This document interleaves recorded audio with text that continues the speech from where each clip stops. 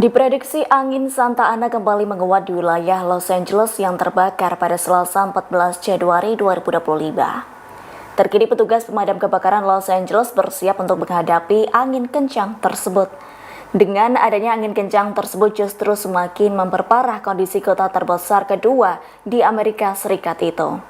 Bahkan kerusakan diperkirakan juga akan meningkat. Dilaporkan hembusan angin berkecepatan hingga 75 mil per jam melanda wilayah Los Angeles pada Senin 13 Januari hingga Rabu 15 Januari 2025 pagi. Terkini penyebab kebakaran belum terungkap, namun petugas terkait tengah melakukan investigasi. Jumlah korban tewas akibat peristiwa tersebut mencapai 24 orang Senin 13 Januari 2025. Diperkirakan korban akan bertambah, pasalnya hingga kini pihak berwenang masih menyisir reruntuhan untuk mencari orang hilang.